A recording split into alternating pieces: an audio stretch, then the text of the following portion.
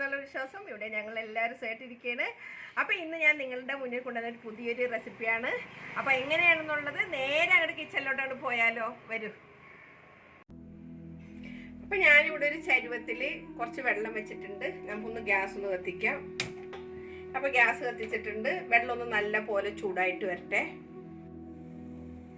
അപ്പോൾ വെള്ളം ഒരുവിധം ചൂടായി ഇങ്ങനെ നൊരയൊക്കെ വന്ന് കയറിയിട്ടുണ്ട്. ഇതിലോട്ട് നമുക്ക് കുറച്ച് ഉപ്പിട്ട് കൊടുക്കാം.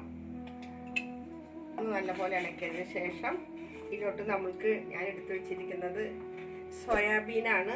കണ്ട, അത് വലിപ്പമുള്ളതായാലും കുഴപ്പമില്ല, വലിപ്പം കുറഞ്ഞതായാലും കുഴപ്പമില്ല. ഇത് ഇതിലോട്ടാണ് ഇട്ട് കൊടുക്കാം. ഇതൊന്ന് ഇളക്കിയിട്ട് ഒരു 2-3 മിനിറ്റ് ഇതിൽ കിടന്നിട്ട് ശരിക്കും ഒന്ന് വെന്ത് വരണം. അപ്പോൾ ഇതിപ്പോൾ നല്ല പോലെ ഇതുപോലെ നല്ല പോലെ വീർത്ത് വന്നിട്ടുണ്ട് കേട്ടോ, കണ്ടില്ലേ.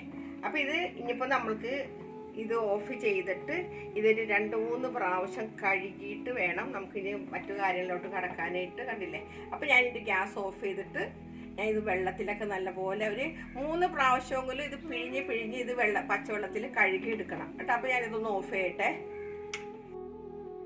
അപ്പോൾ ഞാനിത് വെള്ളത്തിൽ നിന്ന് ഊറ്റി നല്ല പച്ച വെള്ളത്തിൽ ഒരു 4 പ്രാവശ്യം നല്ല തണുത്ത വെള്ളത്തിൽ കഴുകിയെടുത്തതാണ്. നമ്മുടെ സാധാ തണുത്ത പച്ചവെള്ളത്തിൽ കേട്ടോ. എന്നിട്ട് കഴുകിയിട്ട് നല്ലോണം പിഴിഞ്ഞെടുത്തതാണ്.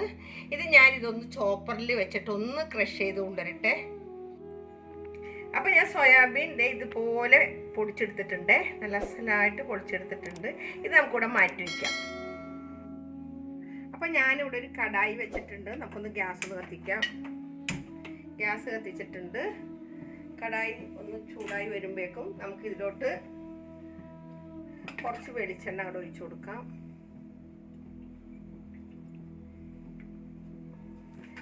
വെളിച്ചെണ്ണ ഒന്ന് ചൂടായിട്ട് വരട്ടെ. അപ്പോൾ എണ്ണ ചൂടായിട്ടുണ്ട്. ഇതിലോട്ട് ഞാൻ ഒരു കഷ്ണം ഇഞ്ചിയും അതേപോലെ തന്നെ ഒരു 3 അല്ലി വലിയ അല്ലിയായിരുന്നു കേട്ടോ, ആ വെളുത്തുള്ളിയും കൂടി ചതച്ചത് ഇതിലോട്ട് ഇട്ട് കൊടുക്കാം. ചെറിയ അല്ലിയാണെങ്കിൽ നമുക്കൊരു 5 എണ്ണം വരെ ആവാം. രണ്ടും കൂടി ഞാൻ ചതച്ചെടുത്തതാണ്. അപ്പോൾ ഇതൊന്ന് വാടി വരട്ടെ. ഇത് വാടി വരുമ്പോൾ ഇതിലോട്ട് ഞാനൊരു വലിയ സവാളയും ഒരു ചെറിയ സവാളയും കൂടി കൊത്തി അരിഞ്ഞെടുത്തതാണ്. ഇത് നമുക്ക് ഇതിലോട്ട് ഇട്ട് കൊടുക്കാം. നല്ല വലുതാണെങ്കിൽ 1 എണ്ണം മതി, ചെറുതാണെങ്കിൽ 3 എണ്ണം എടുക്കണം കേട്ടോ. ഇത് 1 എണ്ണവും ഒരു വലുതും ഒരു ചെറുതുമാണ് ഞാൻ എടുത്തിരിക്കുന്നത്. അതിൻ്റെ കൂട്ടത്തിൽ തന്നെ ഞാനൊരു 2 പച്ചമുളക് ഇതുപോലെ ഞാൻ ചതച്ചെടുത്തതാണ്. അരിഞ്ഞിട്ട് എടുക്കരുത്, ചതച്ച് തന്നെ എടുക്കുക.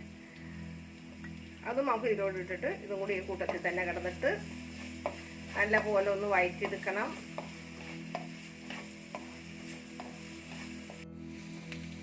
അപ്പോൾ ഇത് ഇതുപോലെ വാടി വരുന്നുണ്ട്. ഇതിലോട്ട് ഞാൻ എടുത്തിരിക്കുന്നത് നമ്മൾ വാഴയുടെ കൊടപ്പനാണ്. ഇനി കൊടപ്പൻ എന്ന് പറയും, നിങ്ങളുടെ ചില ആൾക്കാർ കൂമ്പ് എന്ന് പറയൂല, അതാൾക്കാർ. അപ്പൊ ഇത് വാഴയുടെ കൊടപ്പൻ ഞാൻ ഇതുപോലെ അതിൻ്റെ ഇതൊക്കെ വൃത്തിയാക്കിയിട്ട് ചോപ്പറെടുത്ത് പൊടിച്ചതാണ്. ഇത് നമുക്ക് ഇതിലോട്ടാണ് ഇട്ട് കൊടുക്കാം.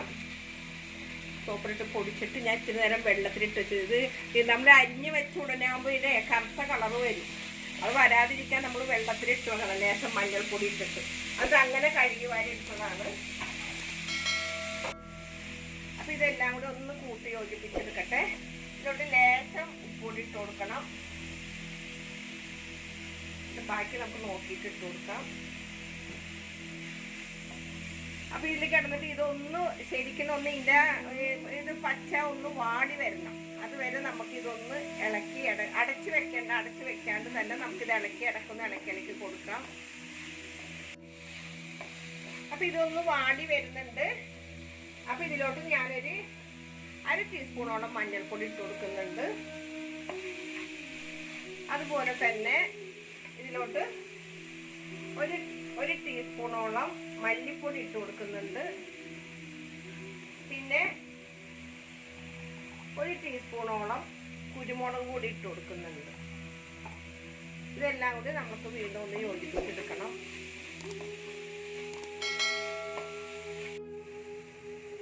ഇതിലോട്ട് 1 ടീസ്പൂൺ വേണമെന്നില്ല, 3/4 ടീസ്പൂണോളം ആയാലും മതി മുളക് പൊടി ഇട്ട് കൊടുക്കുന്നുണ്ട്. അത് എന്തെന്നാ എരിവ് നോക്കിയിട്ട് നിങ്ങൾ ഇട്ട് കൊടുത്താൽ മതി കേട്ടോ. എരിവ് നിങ്ങൾക്ക് ഒത്തിരി വേണ്ടാന്നുണ്ടെങ്കിൽ നിങ്ങളത് ചേർക്കണ്ട. അപ്പോൾ എന്തായാലും കുരുമുളക് ആ എടുത്ത അളവിൽ തന്നെ ചേർക്കണേ. അപ്പോൾ ഇതെല്ലാം കൂടെ ഒന്ന് നല്ലപോലെ ഒന്ന് മിക്സായി കഴിഞ്ഞിട്ട് വേണം ഇനി നമുക്ക് അടുത്ത സാധനം ചേർക്കാനായിട്ട്. അപ്പോൾ ഇത് നല്ലപോലെ എല്ലാം നല്ലപോലെ യോജിച്ചിട്ടുണ്ട്, നല്ലപോലെ വാടിയിട്ടുണ്ട്. ഇതിലോട്ട് നമ്മൾ എടുത്തു വെച്ചിരിക്കുന്ന ഈ സോയാബീൻ വേവിച്ചത് ഫ്രഷ് ചെയ്ത് നമുക്ക് ഇതിലോട്ട് അങ്ങോട്ട് ഇട്ട് കൊടുക്കാം. എന്നിട്ട് നമുക്ക് ഉപ്പൊക്കെ നോക്കണം, കാരണം സോയാബീൻ വേവിച്ചപ്പോൾ ഞാൻ ലേശം ഉപ്പ് ചേർത്ത്, എന്നാലും ഞാൻ കഴുകിയപ്പോൾ അതിൻ്റെ ഉപ്പൊക്കെ പോയിട്ടുണ്ടാവും. അതുകൊണ്ട് എന്നാലും നമുക്കൊന്ന് നോക്കിയിട്ട് വേണം ഉപ്പിട്ട് കൊടുക്കാനായിട്ട്. ഇതെല്ലാം ഒന്ന് കൂട്ടി യോജിപ്പിച്ചിട്ട് ഇതിലോട്ട് നമുക്ക് കുറച്ച് മല്ലിയില ചേർത്ത് കൊടുക്കണം. അതുപോലെ തന്നെ ആവശ്യത്തിനുള്ള ഗരം മസാലപ്പൊടി 1 ടീസ്പൂൺ ചേർത്ത് കൊടുക്കുന്നുണ്ട്. എന്നിട്ട് നമുക്ക് എല്ലാം ഒന്ന് കൂട്ടി യോജിപ്പിക്കാം. നല്ലപോലെ എല്ലാം മിക്സ് ചെയ്തിട്ട് നോക്കിയിട്ട് വേണം നമുക്ക് ഉപ്പ് ഇട്ടിട്ട് ഒന്നും കൂടി. ഉപ്പ് പോരാന്നുണ്ടെങ്കിൽ, കാരണം ഉരുളക്കിഴങ്ങ് ഈ സോയാബീൻ വേവിച്ചപ്പോഴും അതേപോലെ തന്നെ ഈ സവാളയൊക്കെ ഇടുമ്പോഴും നമ്മൾ ഉപ്പ് ഇട്ട് എല്ലാം കൂടി ഇട്ടിട്ടല്ല. അപ്പം നോക്കട്ടെ കേട്ടോ, ഞാൻ ഉപ്പ് ലേശം കുറവുണ്ട്, ഒരു പിഞ്ച് ഇട്ട് കൊടുക്കാം. എന്നിട്ട് എല്ലാം കൂടെ ഒന്നും കൂടി യോജിപ്പിച്ചിട്ട് ഇതിൻ്റെ വെള്ളം ഒന്ന് വരിയണം.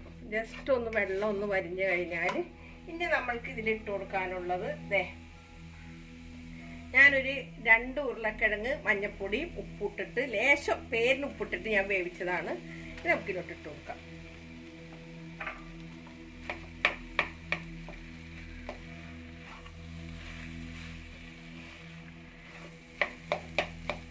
അപ്പോൾ ഇതെല്ലാം കൂടി ഒന്ന് യോജിപ്പിച്ചെടുത്തിട്ട് ഇതെല്ലാം ഒന്ന് ഞങ്ങളിവിടെ നിൽക്കുമ്പോഴേ, ഞാനും താക്കയോട് നിന്ന് ക്യാമറ പിടിക്കുമ്പോഴേ എന്താ പ്രശ്നം എന്ന് വെച്ചിട്ടുണ്ടെങ്കിൽ അസൗകര്യം ഉള്ളതുകൊണ്ടിട്ട് ഇളക്കാനൊക്കെ ഇത്തിരി ബുദ്ധിമുട്ടാണ്. ഒന്ന് ക്യാമറ ഒന്ന് ഓഫ് ചെയ്തതാക്കി അത് കൂട്ടി ഒന്ന് യോജിപ്പിച്ചെടുക്കട്ടെ. അപ്പോൾ ഇതെല്ലാം നല്ലപോലെ യോജിച്ചിട്ടുണ്ട്. ഒരു 2-3 മിനിറ്റ് ഞാനിങ്ങനെ ഇളക്കിക്കൊണ്ടിരുന്നിരുന്നു കേട്ടോ. അപ്പോൾ ഇനിയിപ്പോൾ നമുക്ക് ഇതിൻ്റെ ഗ്യാസ് അങ്ങോട്ട് ഓഫ് ചെയ്യണം.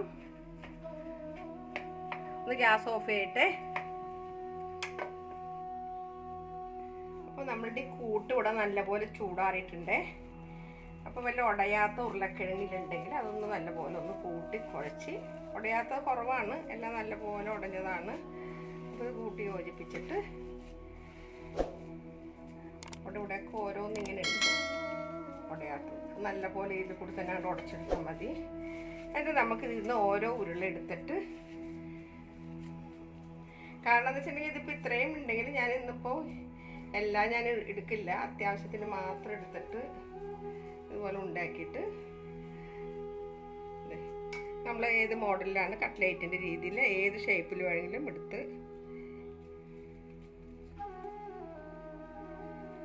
ഇതുപോലെ എടുത്തിട്ട്, കട്ട്ലേറ്റ് ഉണ്ടാക്കാൻ അറിയാത്തൊരു ചുരുക്കമല്ലേ അല്ലേ, ഇതുപോലെ എടുത്തിട്ട് താഴെ പോയി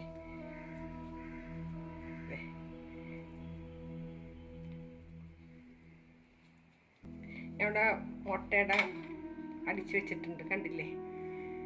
ഇതിലോട്ടങ്ങോട്ട് ലേശം ഉപ്പിട്ടിട്ട് ഞാൻ മുട്ട അടിച്ചു വെച്ചതാണ്. അപ്പോൾ നമ്മളുടെ ഇത് ഇതിലോട്ടങ്ങോട്ട് ഇട്ടിട്ട് 2 സൈഡ് ഒന്ന് കോട്ട് ചെയ്തിട്ട് ഞാനിവിടെ ബ്രെഡ് ക്രംസ് എടുത്ത് വെച്ചിട്ടുണ്ട്. ഇതിലോട്ടൊന്ന് ജസ്റ്റ് ഒന്ന് മുക്കി ഇതുപോലെ എടുത്തിട്ടുണ്ട്, കണ്ടില്ലേ? അതേപോലെ ഞാനൊന്ന് ചെയ്തെടുക്കട്ടെ. അപ്പോൾ ഞാൻ ഇതുപോലെ ആക്കിയിട്ട് ഞാൻ 9 എണ്ണ തയ്യാറാക്കിയിട്ടുള്ളൂ കേട്ടോ. ബാക്കി ഞാൻ എടുത്ത് ഫ്രീസറിലോട്ട് വെച്ച്, കാരണം എന്ന് വെച്ചിട്ടുണ്ടെങ്കിൽ ഇപ്പോൾ ആവശ്യത്തിനുള്ളത് ഞങ്ങൾക്കുള്ളതായിട്ടുണ്ട്. അപ്പോൾ ഇത് നമുക്ക് ഇവിടെ മാറ്റി വയ്ക്കാം. അപ്പോൾ ഞാനിവിടെ ഒരു പാൻ വെച്ചിട്ടുണ്ട്. അതിലേക്ക് ഞാൻ ഓയിലാണ് കേട്ടോ ഒഴിച്ചു കൊടുത്തിരിക്കുന്നത്, സൺഫ്ലവർ ഓയിലാണ് ഒഴിച്ചിരിക്കുന്നത്. അപ്പോൾ എണ്ണ ഒന്ന് ചൂടാവട്ടെ. അപ്പോൾ വെളിച്ചെണ്ണേനേക്കാളും ടേസ്റ്റ് വരുന്നത് ഓയിലിലൊക്കെ പൊരിക്കുമ്പോഴാണ്, ഇതൊക്കെ ഈ കട്ട്ലേറ്റ് ഉണ്ടാക്കുമ്പോൾ കേട്ടോ. ഇനി പല ആൾക്കും പല രീതിയിലാണ്, എനിക്ക് അങ്ങനെയാണ് തോന്നാറ്. ഇപ്പോൾ ചിലവർ പറയും അത് വെളിച്ചെണ്ണ നല്ലതെന്ന് പറയും. എന്താണ്, ഞാൻ ഇങ്ങനെയാണ് പൊരിക്കണത്. അപ്പോൾ ഞാൻ ഈ എണ്ണയിലേക്ക് ഓരോന്നോരോന്നാണ്ട് ഇട്ട് കൊടുക്കാം. ഇത് എത്രണ്ണം ഇടാൻ പറ്റുമെന്ന് നോക്കട്ടെ. ഒത്തിരി നമ്മൾ ഇതിൻ്റെ മുട്ടിച്ചിട്ടിട്ടുണ്ടെങ്കിൽ നമുക്ക് ഇതിനെ മറിക്കുമ്പോൾ ചിലപ്പോൾ അത് പൊടിഞ്ഞു പോകും. അപ്പോൾ ഞാനിവിടെ ഒരു ഇത്ര ഇടണുള്ളൂ, ബാക്കിയുള്ളത് ഇത് കഴിഞ്ഞിട്ട്. അപ്പോൾ ഇതിപ്പോൾ പെട്ടെന്ന് ഞാനിത് അനക്കുന്നില്ല ഒന്ന്. അപ്പോൾ ഓവറായിട്ട് തീ കൂട്ടിയിട്ടില്ല, എന്നാൽ അത്യാവശ്യം തീ ഉണ്ട്. അപ്പോൾ ഇതൊന്ന് പതുക്കി ഒന്നിങ്ങനെ നീക്കാനായിട്ട് ഒന്നായി വരണം, അടിഭാഗം ഒന്നും മൊരിഞ്ഞു വരണം. അല്ലെങ്കിൽ പെട്ടെന്ന് നീക്കുമ്പോൾ ചിലപ്പോൾ ഇത് പൊട്ടിപ്പോകാൻ ചാൻസ് ഉണ്ട്. അപ്പോൾ നമുക്ക് ഒരു ഭാഗം ഒന്ന് മറിച്ചിടാം. എല്ലാം ഞാനിതൊന്ന് മറിച്ചിടട്ടെ.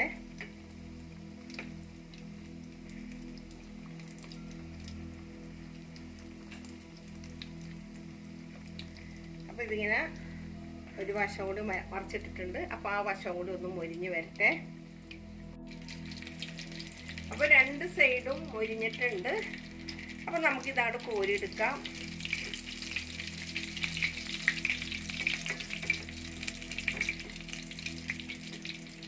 അപ്പോൾ ഞാനിത് ഫുള്ളും കോരിയെടുക്കട്ടെ കേട്ടോ. കാരണം എന്ന് വെച്ചിട്ടുണ്ടെങ്കിൽ ഞങ്ങൾക്ക് ഇവിടെ രണ്ടുപേർക്കും നിൽക്കുമ്പോഴുള്ള ബുദ്ധിമുട്ട് നല്ല പോലെ ഞാൻ എപ്പോഴും പറയാറുള്ളത് പോലെ തന്നെ ഞാൻ ഫുള്ളും കോരിയെടുക്കട്ടെ.